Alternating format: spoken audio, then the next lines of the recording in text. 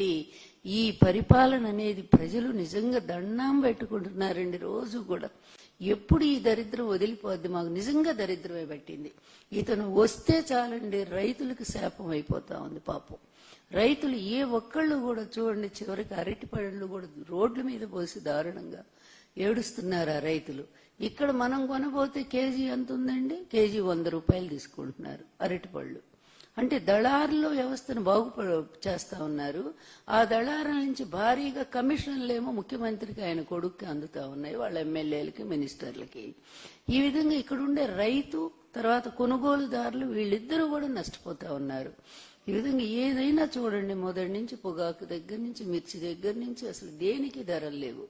ఆ రోజు జగన్మోహన్ రెడ్డి గారు ఉన్నప్పుడు అరటిపళ్ళు ఎగుమతి కూడా జరిగిందండి విదేశాలకి.